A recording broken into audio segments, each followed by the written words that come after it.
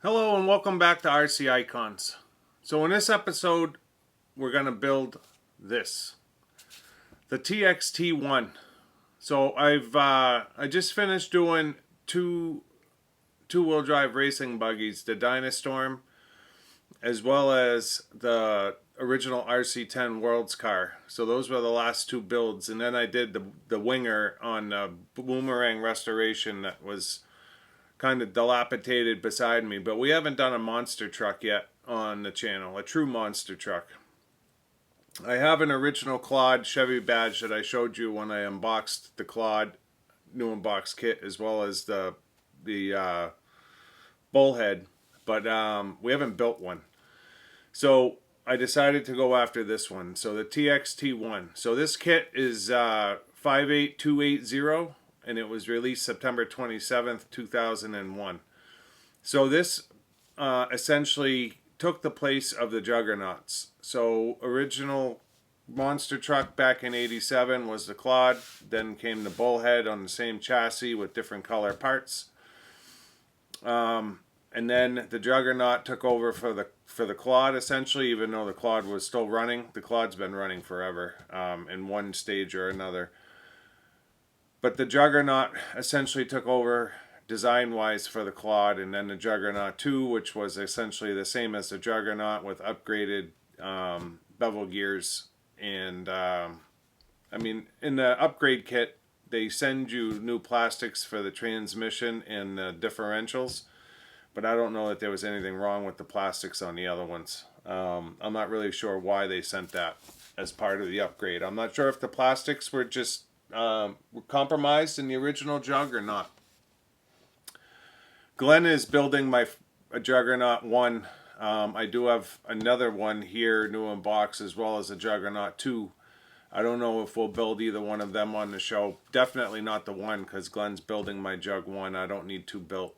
So that one will definitely stay new in box. But the Jug 2, if I build it, I'm building it just to have the red body, because everything else is identical. So I probably won't. But after the Jugs, and like I said, in 2001, they came out with this, which is their newest chassis and essentially their last monster truck chassis. So the TXT1 was the first version, just like the Claude, four-wheel steer, dual motor, four-wheel drive, completely different chassis though. This is the first time Tamiya went with a cantilevered setup. All four shocks are laid down with cantilevers, cantilevered suspension. So that's totally new. And then they came out with the TXT2 or the Agros after this, which you can still get today.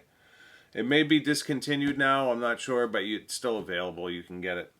So the TXT1 came with a pre-painted body. So there's a body in here that's pre-painted and decaled, and then they give you a secondary body with another set of decals, or a set of decals, in case you don't want this livery. So there's two bodies actually in this box, which is very rare for Tamiya, for them to give you a pre-painted done body and then also give you a secondary body.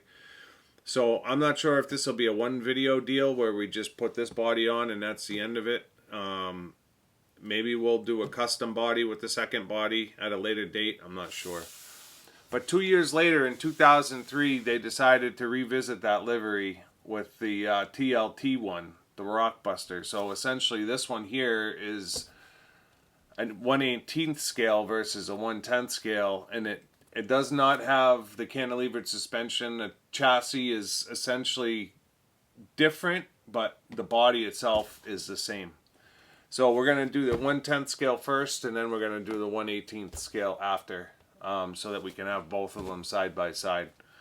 And then as far as hop-ups, I do have the blue chassis, hop-up chassis, so we're going to fit that. This is a very rare part, but I was able to come across one about a year and a half ago, so I grabbed it. So instead of having the silver chassis, we're going to do the blue chassis, and then I did pick up some aftermarket, some hot racing servo mounts. I've got two sets of hot racing blue cantilever arms instead of the black plastic. They're one shade blue off from those. And then I have a front and rear bumper from GPM. One of the bumpers is not here yet. One of the cantilever sets is not here yet, but I'm hoping by the time we put it together, that stuff will be here. So let me bring the camera over and I'll show you the presentation of the kit, and then we'll get started building it. Alright, so now that I have you in position, we've got our Tamiya box art. Looks more like a picture than a drawing, like they're used to doing. You can see that open space chassis. I believe the new chassis is actually a little bit of a different shape. So this is the finished body that comes in the truck. You can see here, finished body plus an extra clear body. Only comes with one set of decals. And then shows you a picture of the chassis on the side. So again, you've got your cantilever lay down shock suspension. More indicative of monster trucks of today's day. So this is back in 2001. So at some point I'm going to do a video of kind of the evolution of RC monster trucks, starting with the Clodbuster, moving through the Juggernaut to this chassis, which is essentially the first cantilever chassis I know of to exist. Now, it doesn't mean that another manufacturer didn't do a cantilevered chassis, but RC 4-wheel drive did it was actually a crawler, but it's called the Killer Crawler 2, which was cantilevered suspension back in like 2019 maybe, and it's a quarter scale, all aluminum, and I actually have one of those in the basement. So in that video I'm gonna take you through, and it's motor on axle, right? So it's got characteristics of the Clod from '87, and then it's got characteristics of the TXT1 from 2001, right? And this is a very high-end, it's supposed to be a crawler, but the thing's enormous. Has the same size wheels as the Clod, it's supposed to run a 1/10 body, but it's a quarter scale chassis. But wait till you see the articulation when I show you that thing. But yeah, at some point I'm going to do a video of kind of the evolution of RC monster trucks and kind of show you how that truck from 2018-19 has pulled a lot of components from Tamiya's designs over the years. So when we open the box, so TXT, Tamiya Extreme Truck, for those of you that never knew what TXT stood for. So the 1 being this, and then the 2 being the Agros. That's right. Presentation of the kit when you opened it up. So just like the Juggernaut, it's got the wheels and tires already mounted, not glued. But after the Juggernaut, they went back to the Clod style tire on this truck. And then the Agros is completely different from either one of them, and it's, in my mind, it's the worst tire that Tamiya did, but that's debatable. So you've got your manual, you've got your one set of decals, and it does have some chrome decals in there as well. So this is the chassis that comes with it. That's all aluminum. You can get a ton of aluminum hop-ups for this truck and chassis. GPM, Hot Racing, there's a ton of companies that make even still alloy for this. You can get an alloy transmission case, you can get alloy steering knuckles, you can get carbon fiber chassis, you can get all sorts of different bumper and bumper brackets, carbon servo mounts, carbon radio plate. The only hop-ups that I know of that Tamiya did, they did the lightweight chassis, which you can see is a completely different shape to the original chassis. And then they also did blue hop-up front and rear bumpers. Tamiya did. Extremely hard to find. I bid on a set a long time ago and didn't win them, and I've never seen another set come up. So this is a GPM rear bumper, and I've got a front bumper on its way that's identical. So the blue is one shade off, which is characteristic of most aftermarket blue anodized parts. And then I've got 2 sets of the cantilever arms in blue alloy, and then the steering or servo mounts. there's two different sizes in here. I believe one is for the mechanical speed control. I think it's still a single steering servo for both front and rear wheels. And then Tamiya did a set of hop-up oil dampers that have the reservoirs. I got a set of those as well. So we're not going to be using the black oil shocks that come with the kit. We're going to be using the hop-up ones. And these are really cool shock. Very different to the Juggernaut hop-up ones.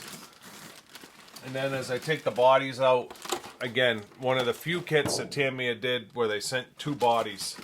So you've got your clear body that's got your protective film on it. Now you can paint whatever colors you want. And then same body, exact same shape, your finished body. Now I don't know if this is hydro dipped, if it was painted, I mean it almost looks like it's just one big decal that's on the outside of the body. So I'm not sure how Tamiya pulled it off, but so that's your painted body, and then you're supposed to use the one set of decals for either or.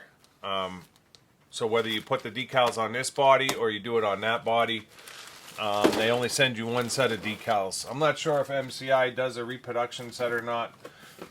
And then this truck actually does have a ton of metal components, and they're all in this box. This box right here literally probably weighs 10 pounds. It's sealed. It's never been opened. This kit came from Taiwan Kenny. I bought it probably a year and a half ago.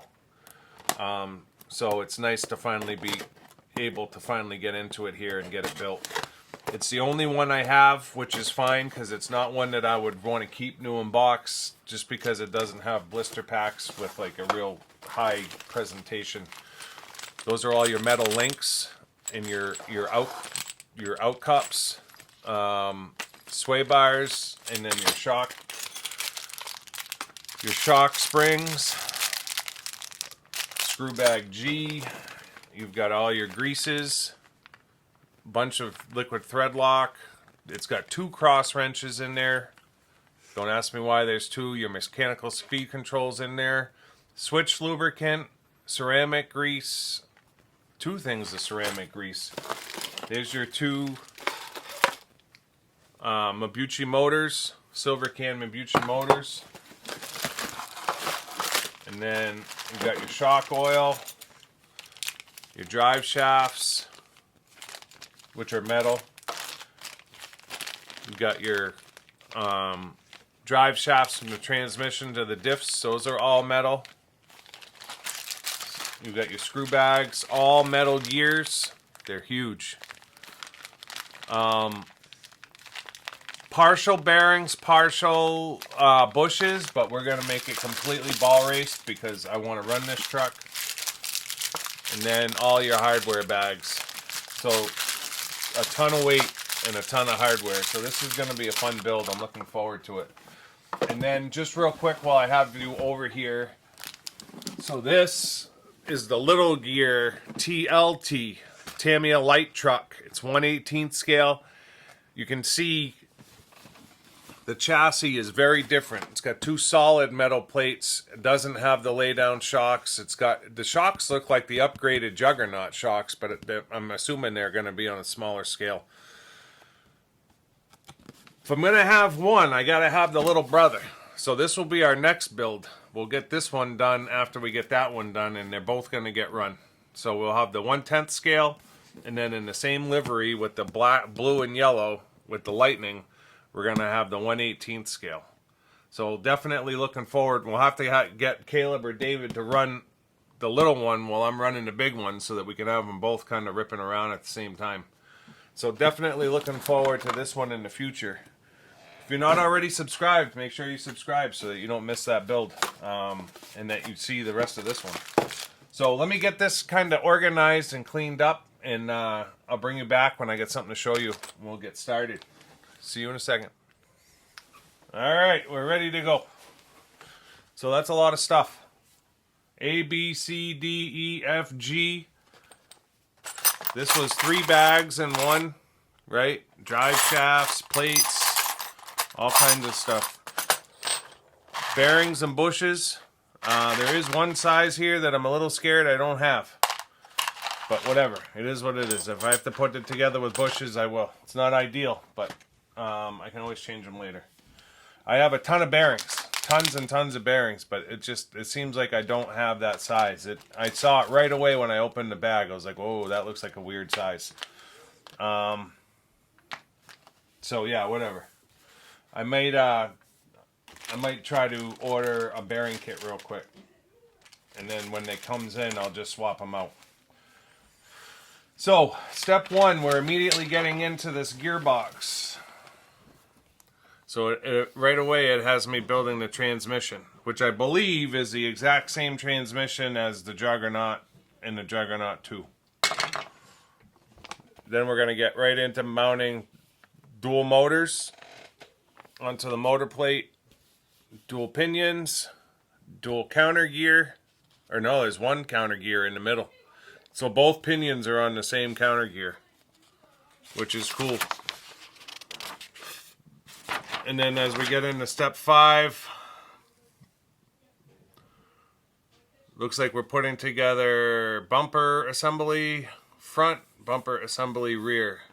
So I'm probably going to build it to stock specifications. I may even do it with the chassis and then fit the blue chassis afterwards, because the chassis is different. Either that, or when I get to that point, I'll break the other chassis out, and we'll see how different it is. They're definitely a different shape. Absolutely 100% a different shape. I don't know how that translates into building, but we'll figure it out as we go. So I'm gonna start getting the transmission parts out here and start getting it assembled. I don't know how. I'll try to show you half of it before I close it up. It's probably the best I can do. And we'll just take it like we normally do. I would sit down and get a snack and a drink, because this video is going to be long. If I do this whole chassis, I think it's going to end up being a long video, the way that I do videos. A two-wheel drive is a half-hour video. So what's a four-wheel steer four-wheel drive chassis with dual motors? It's probably going to be an hour. So yeah, get comfortable. All right. So I've got the gears made. I've got the transmission. I did have those bearings. They were just 1150s. I don't know why they looked bigger to me. Unless, I don't know. We'll have to see. So we have a bearing inside the transmission case. Then it has me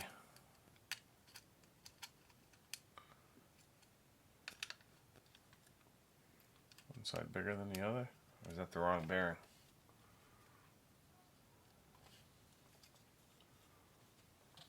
Oh, I put the 1160 in there. Hold on. Step 1, I've already screwed up here. So this one, there's my 1160.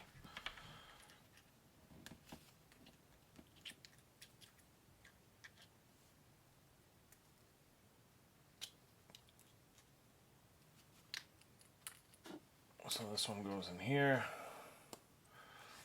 This one goes in here. So, yeah, that fits a lot better now.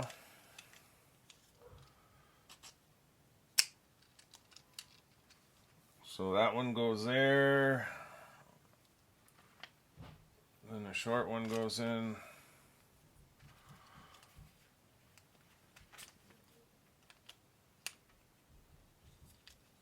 Yep, like that.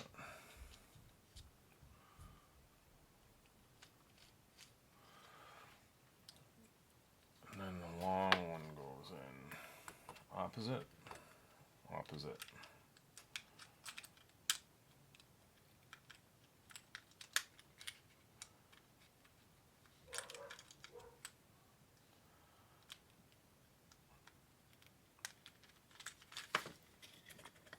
Pull that one out of the way.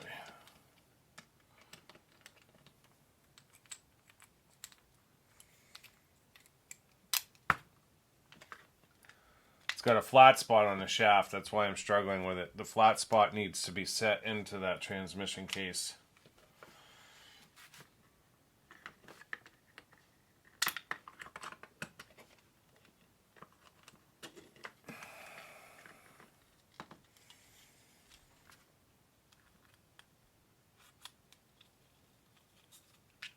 Now, I haven't greased any of this yet. I wanted to make sure we were good first. So, all together, so this is going to be one side for either the front or the rear drive shaft, and the opposite on the other side, depending on how this mounts in the car. But you've got, this is your dual motor, right? Coming onto the spur here, to a counter gear, to the drive gear. So that's the inside of your transmission right there.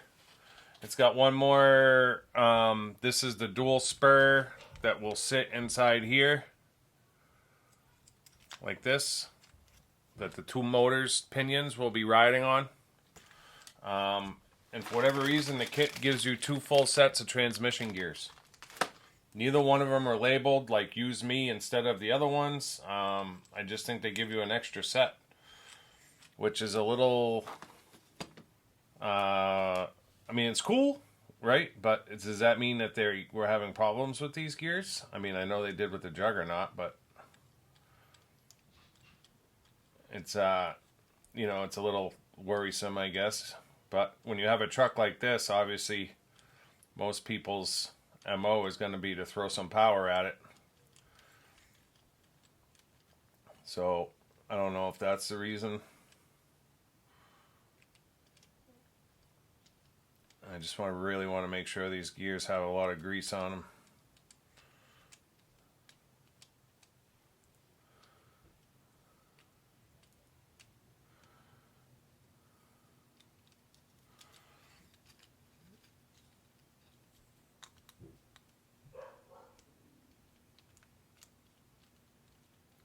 Sorry if you can hear the dog barking. It's December 23rd. So tomorrow is the Top Force giveaway results. And I decided to build this over my 3 to 4 days off from work.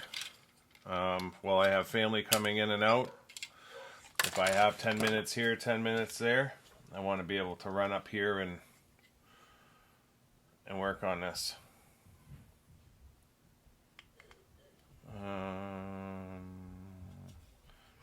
This way.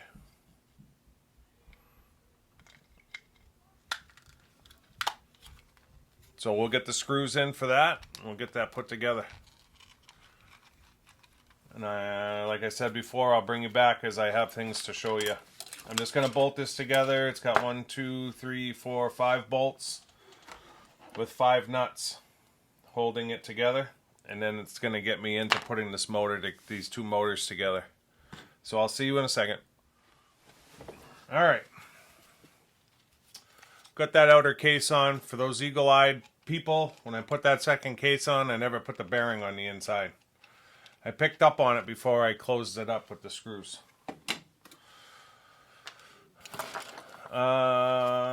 Step 3 had us putting the motor assembly together. So as you put your two motor plates or your heat sinks on the motors, then it has you mount the shaft with a tapered screw from the back before you get your motors mounted. And then when you get your motors mounted, obviously you're leaving them loose. Then you set your two pinions, or your motor plate, and then you set your two pinions on the motors, and then you put your center gear on. There's that little spacer right there. This little spacer spaces it off enough where everything lines up. It's got your bearing on either side, and then you set your mesh. So that is essentially where I'm at right now. And when you look, if it'll focus, you can see a little gap in that mesh on both sides. It's absolutely perfect, butter smooth. So now this is going to get set in our transmission.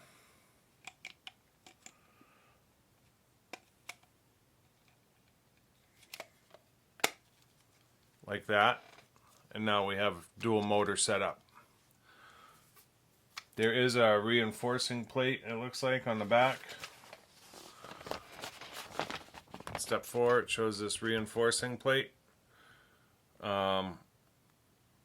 that goes on the back side that holds all of this together.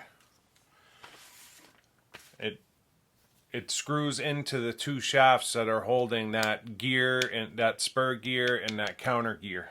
There's holes in the shafts to receive those screws. So it really reinforces the gearbox, essentially, is what I'm saying. So these are 3x10s, MA5.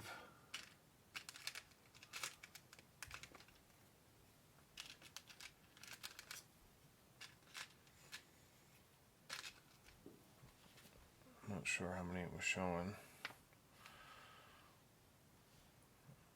It shows 3.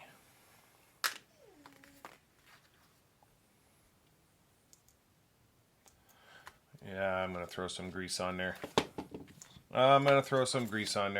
So I was going to bolt it up real quick while you're here, but let me throw some grease on it and I'll get it bolted up and I'll bring you back. Next step, we'll be messing with the chassis. See you in a second. Alright, so motors are mounted on this side. Got it all greased up, and then those are your two strengthening brackets. I'm not sure if they serve any other purpose other than just to help strengthen the gears inside. So that assembly is done. We're going to put that off to the side. So the next step is going to be building the front and rear bumpers. Now, like I said at the beginning, this is my GPM rear bumper in alloy. I'm probably still going to build the front and rear bumpers as if I didn't have those. I don't have the front one right now, so I can always just kind of fit that when I feel the time is right. And then the other part of this is the cantilevers. I'm not sure if I'm going to fit the cantilevers yet either. I'm waiting for the second set. So I am a little bit premature in the build in that I don't have all these parts, but I should have them here before the build is over. So I'm probably going to move forward with building it with the stock parts just for the sake of moving forward. Let me get the bumpers built and then I'm going to bring you back. I want to show you the differences in the two chassis plates, so I actually have them in my hands. So I'll see you in a second with built stock bumpers and the chassis plates. Alright, so I made the bumpers. Pretty, not much to them. There's a metal bar in the back, 3 pieces. These slide over. Metal bar gets sandwiched with a screw on either side, front and rear. So these are the Tamiya cantilevers, and it's actually a really hard plastic. The hot racing ones just give you more adjustability versus one hole. You have 3 holes per side, right? They're exactly the same size. So when you look at the placard here, it shows your original chassis in the shaded area, and then it shows your lightweight chassis in the red. All the holes line up. The only difference is you can see it gives you more adjustability for your arms. I'm assuming they're either for your 4-link suspension or they're for your shocks. I'm not sure which. But when you put one up behind it, you can see the extra holes that you have in there. There's an extra hole up here. There's an extra hole here. And then you have your extra holes here. So not only is it supposedly lighter, it gives you more adjustability, which is to be expected. So we're obviously going with the blue ones right from the get-go, which is cool. I don't know that I've ever seen a TXT1 with the blue chassis on it. I don't think they made a lot of them. I think I'm fairly lucky to have found it. So now it comes down to what side do I want the outside to be. Obviously I want to make sure there's no scratches on it, at least at the beginning. So I want that to be an inside, that's going to be an outside. And then this one, this is going to be my outside here. So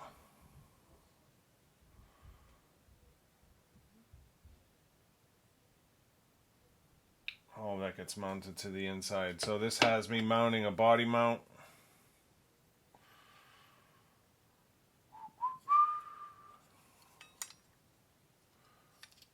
Like this. And then it has me mounting cantilevers.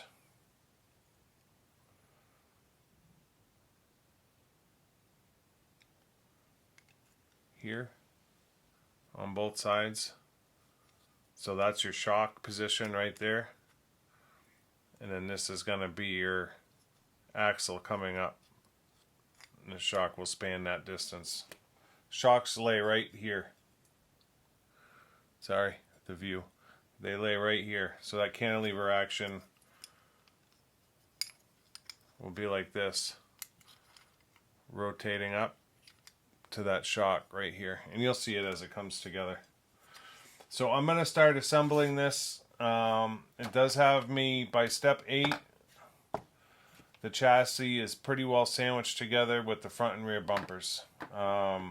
I'll try to show you what I can as I go. I may fit the one set of arms, cantilever arms that I have, so that I only have to change one when the others come in.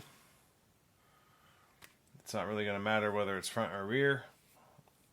And I'll probably fit the rear bumper as well. I'll show you what I have here in a second. I gotta kind of ponder this a little bit.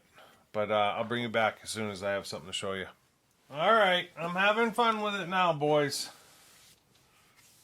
It absolutely has to be the biggest piece of Tamiya blue bling they've ever made. They did the Juggernaut 2-piece chassis in blue as well. That one's also extremely hard to find.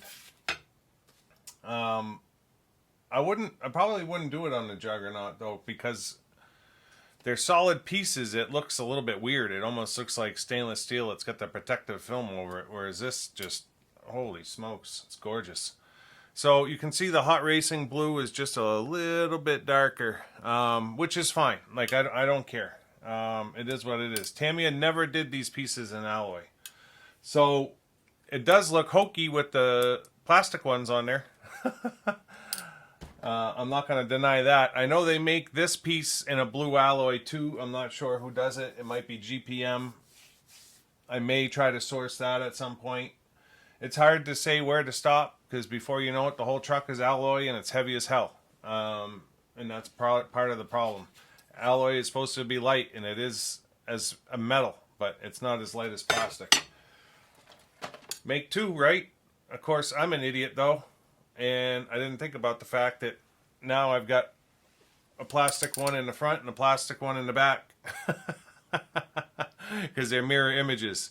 So I'm going to have to spin two of these around real quick so that I've got two of the same alloy ones. I either wanted front or rear to be alloy, and the way I did it, because I'm not thinking it being mirror image, I built them both the same, so now I've got one and one, right? Plastic, metal. Duh. So I'm going to spin one around real quick. Next step is there's 6 crossbars. Alloy crossbars that are going to go in to make this sandwich, right? There's 6 of them. They're going to get mounted to one side along with the motor. And the motor goes like this. So 6 crossbars in the motor to make up one side, and then the bumpers are going to slide in and get screwed on, and then the other side's going to come in and sandwich it to make our chassis. So let me get one side of it built 100%, and I'll bring you back just before we sandwich it and finish screwing it together. And in the meantime, I'm going to swap a front and a back, because I'm a moron. I may break this chassis up into two videos, just because I have a feeling it's going to turn into an hour-long video, and I think it would probably be better for you guys if we did two half-hour-long videos, because my videos are long as it is, but to go an hour is going to be crazy. So I guess I should stop talking. See you in a second. Ta-da! Oh, baby. So this is the front. The motor's faced backwards. There's two screws that hold that gearbox assembly in. There's a little piece of aluminum that's got sticky on one side that goes on this. 6 bars are in, all thread locked. So now the next step, this is the rear. So what I decided to do was I'm going to put the rear bumper, metal bumper on. I'm going to put the front plastic bumper on, so that way when I need to disassemble this, I'm changing the rocker arms and the front bumper in the front, and the rear is 100% complete. So this is not going on. This one is going to go on in its place. So I'm going to get this out. It's got all the necessary shims and everything with it. We'll get it ready to go, and then we'll get it sandwiched on, and I'll get it screwed on, and then I'll bring you back, because the next step is starting to get the diffs together, and I need to look at the video length, because it might be a good stopping point, even though we're only hitting step 9. We'll have to see.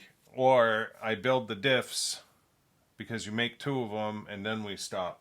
But I'll have to look at the time, and I'll let you know. See you in a second. There we go. Boy, I wish I had my parts, because this thing looks weird.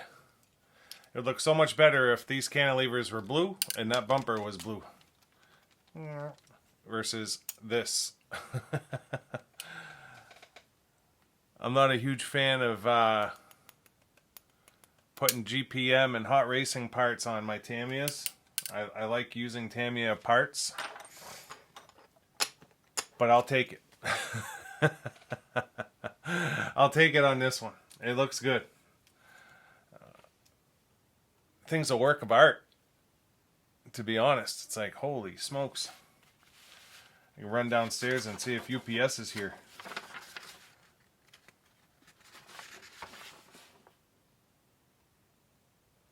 So I'm going to keep moving forward here and get the diffs put together.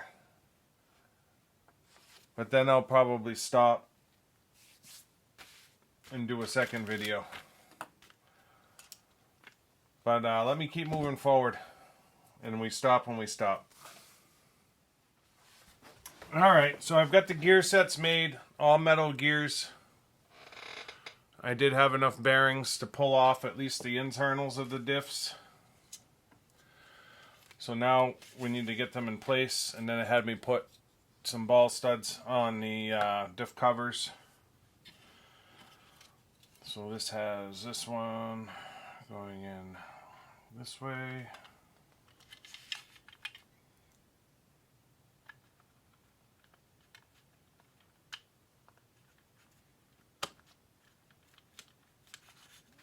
And I'm pretty sure I gotta put this one in first, maybe not. Nope. So that one's good. And this one this way.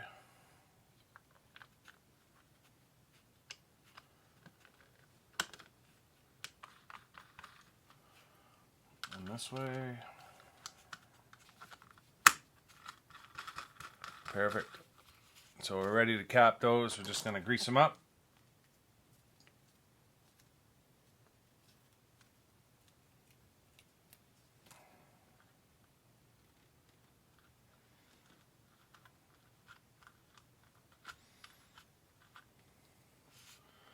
Grease this one up.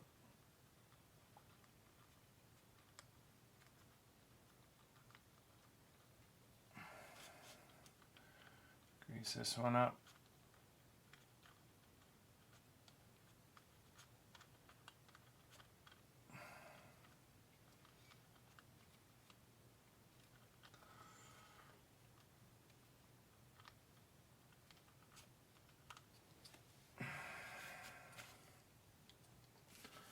So those are good and greased.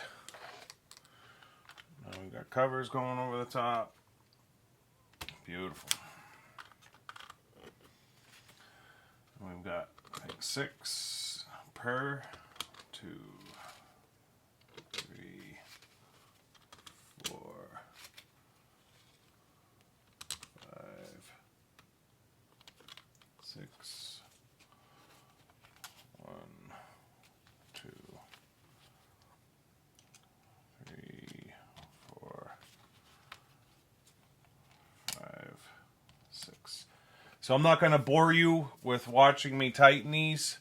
The next step on the diffs is actually doing the diff gears themselves, and then it's actually getting the axles fitted into the housing and then closing it up.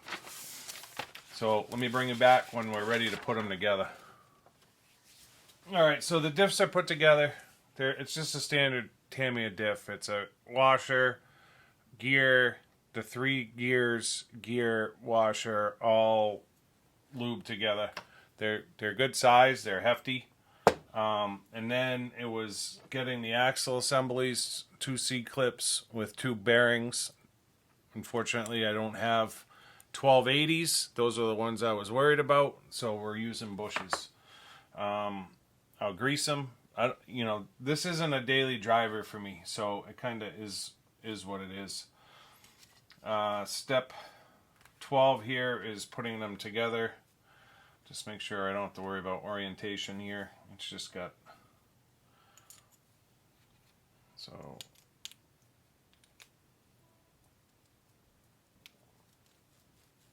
I put a ton of grease in there, so those are gonna feel good. And then let me just grease these bushes up. I don't know if I'll go back in and change these, to be completely honest. So I've got a Creighton 6S. I've got a X-Max 6S. Those are my bashers. You know what I mean? I'll run this truck, but it's not it's not a daily driver, and it's not going to get run to the point to where I'm going to wear the brass bushes out, you know? So it kind of is what it is. It'll be fine. I'd prefer to have bearings in there, but the rest of the diff is all bearing. Maybe I'll go in, maybe I won't. I don't know. So this one is this way.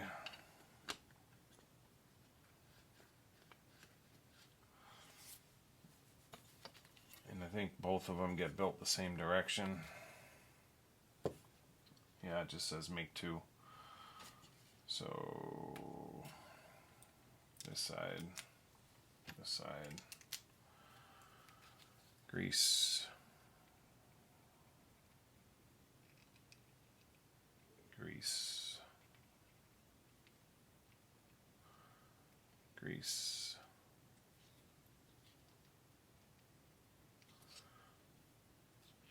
I already greased this side, but I'll put a little bit more on there.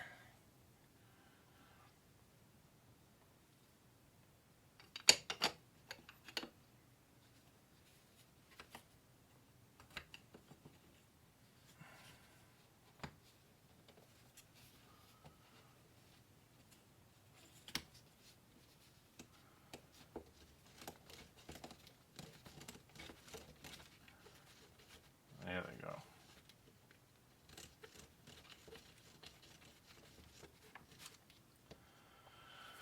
Everything feels good. So now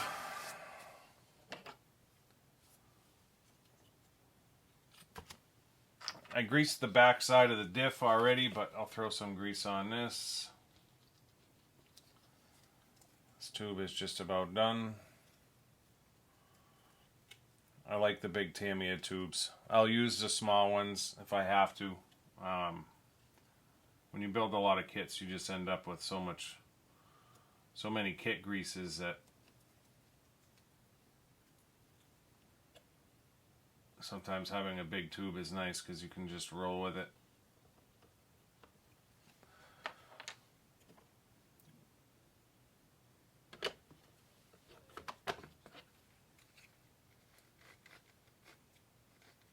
It feels good. So this goes together with nuts, capture nuts.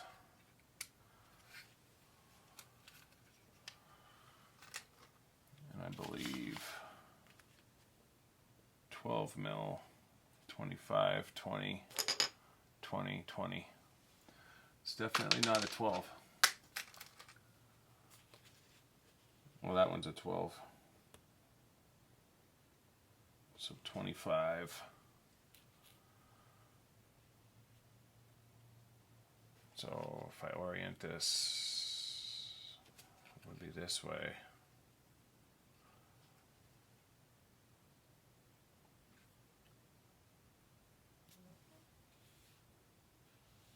That first one is a 20. And that one's a 25. That one's a 20. I'm just trying to do the one that I have a nut in just to hold it for a second. I'm not going to bore you putting 8 screws in each one of these. Go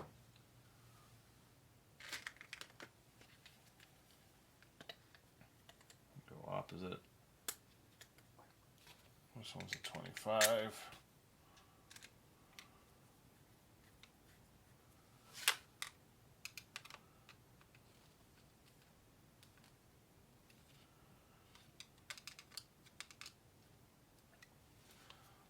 So that's essentially it. They're a monster axle. They're not small. If you've ever built in a quad or anything like that, you know that these axles are big.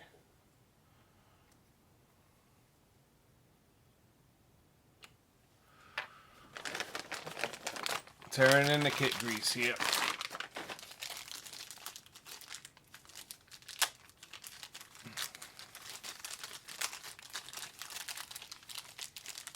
Come on.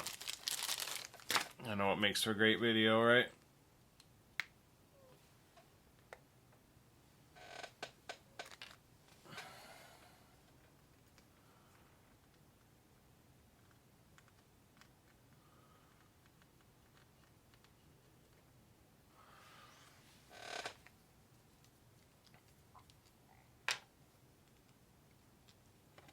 Didn't know if my head would spin on, my little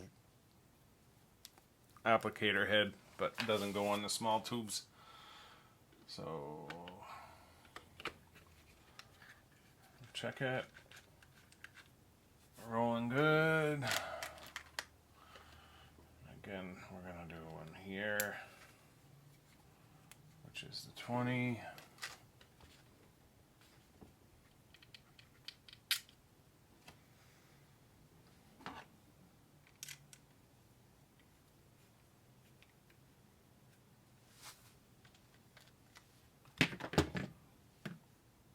And then 25 on the other side.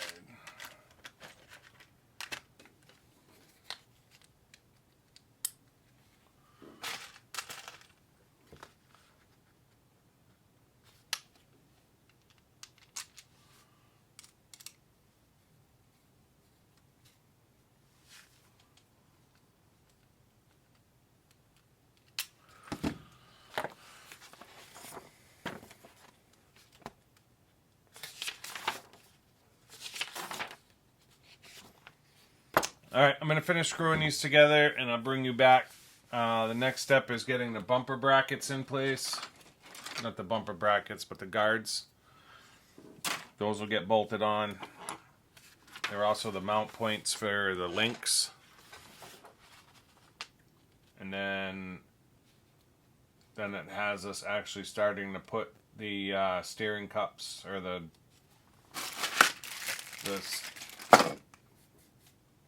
it's not a seat cup, it's whatever it is, steering links in, making up steering arms, all that fun stuff.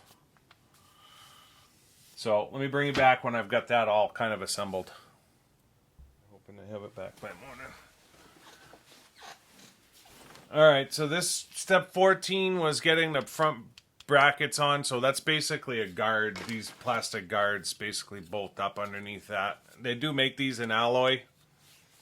Like I said, they make a lot of parts in alloy, but you know what? It's just, I'm running this truck a few times and that's it. And it just adds so much weight to the truck that to me it's not worth it. So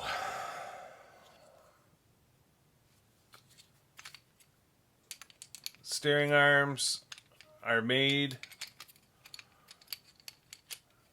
If you've ever built, like I said, a jug or a clod, it's very similar. They just need the kingpins put in, but I also need to make the steering arms. So I made all four are ready to go. That's step 15, and now it's time to start making the cross arms to go between the two. So I'm going to call it at that for video 1. I'm not even going to clean up my desk and move the camera for a closing. This is the closing. So if you're not already subscribed, make sure you subscribe and turn on your notifications so you don't miss me finishing the build of this truck.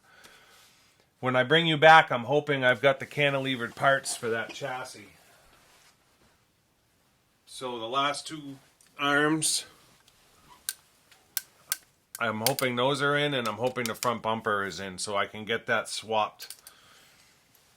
Hopefully we can get that swapped before we move forward. But in the next video, we'll finish building the axles up. We'll get them mounted. We still have all the links need to be built in order to connect the axles up. We've got to get servos installed. There's still a ton of work. Just making the links is a ton of links. 8 links that need to be made. 3 steering rods need to be made. All of that needs to be installed. Then we need to work on the shocks. I'm going to build the stock dampers just so that I have them built. So we're going to build those. And then we're going to rebuild these because there's oil in the bag. So that's telling me that they're leaking. But we have the hop-up TXT shocks to mount on there. They've got the extra reservoirs. I don't know if that's just show or not, but we're going to break these down, get them rebuilt. We're going to build the original ones.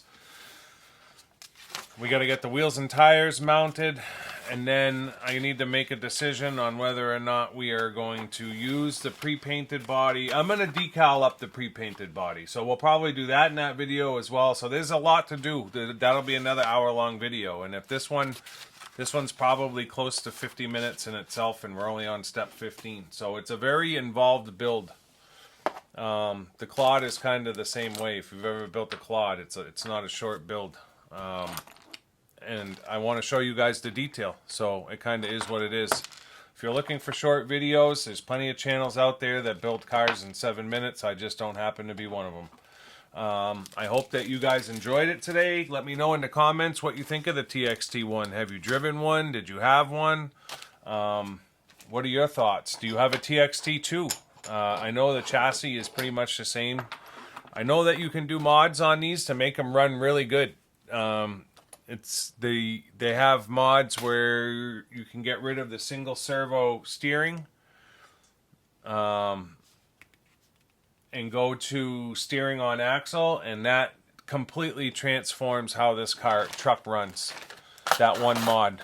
Mounting the steering to the axle is probably the best mod you can do on this truck if you want to run it. So yeah, let me know in the comments what you think. I always like thumbs up. Give me some thumbs up if you think did a good job. If you don't think I did a good job, give me a thumbs down. Doesn't matter. Both of them help the channel, just so you know. So if you're somebody who likes to give thumbs downs, it's fine. It's as far as YouTube concerned, it's just as good as a thumbs up. So whatever you want to do, it's fine with me. Until next time, we'll see you soon. Thanks.